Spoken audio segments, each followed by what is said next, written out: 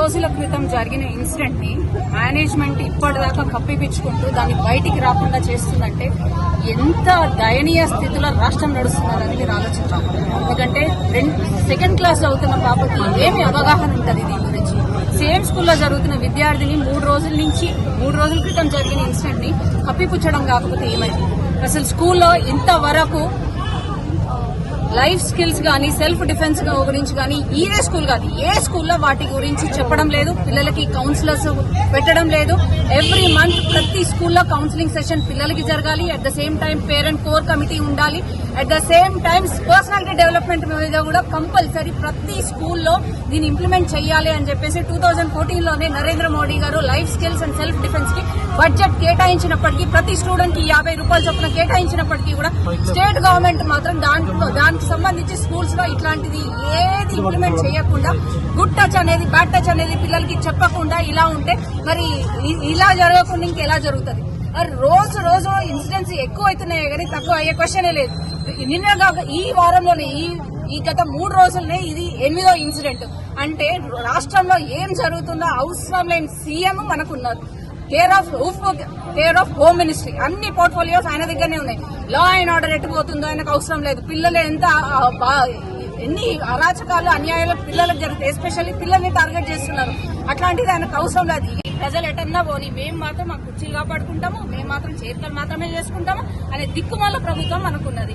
ఇట్లాంటి సీఎం ఉంటే ఎంత, లేకపోతే ఆడబిడ్డలు కాపాడలేని రాష్ట్రము మనకు సీఎం ఉంటే ఎంత, లేకపోతే వెంటనే స్కూల్స్ పైన చర్యలు తీసుకోవాలి. ఒక ఎడ్యుకేషన్ మినిస్ట్రీ అనేది ఏర్పాటు చేయాలి. మీకు చేత కాకపోతే ఎవరికైనా మినిస్ట్రీ అప్పగించండి. ఎడ్యుకేషన్ మినిస్ట్రీ మీ దగ్గరనే ఉంటది, హోమ్ మినిస్ట్రీ మీ దగ్గరనే ఉంటది, సీఎం కుర్చీ మీ దగ్గరనే ఉంటాయి. ఎన్ని పోర్ట్ఫోలియోస్ మీ దగ్గర పెట్టుకుంటారు? అట్లీస్ట్ వేరే వాళ్ళకి నుంచి ఇస్తే అయిపోతుంది కదా. మహిళా మంత్రులు ఉన్నారు. అప్పుడు ప్రీవియస్ ప్రభుత్వం ఉన్నప్పుడు పెద్ద మాటలు మాట్లాడిన మహిళా మంత్రులు ఇప్పుడు ఎందుకు మాట్లాడతలేరు? పిల్లల గురించి ఇన్ని జరుగుతున్నప్పుడు ఎందుకు మాట్లాడతలేరు?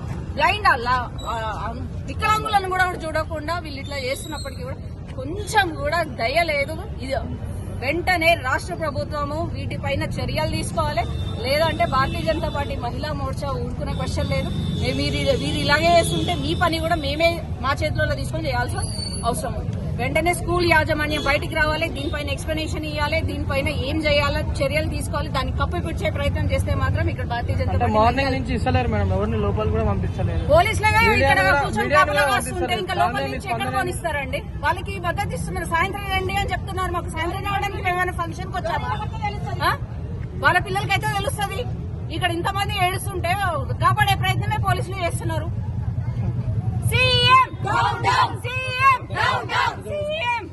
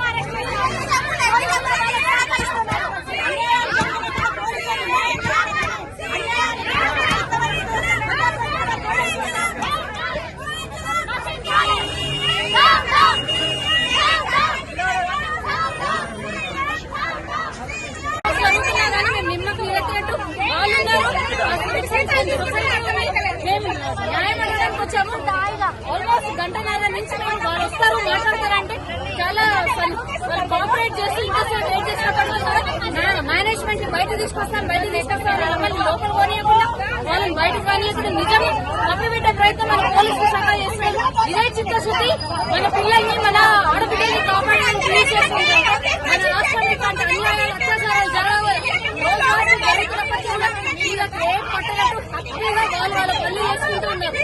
వెంటనే ప్రభుత్వం వచ్చి దీనిపైన ఆన్సర్ చేయాలి.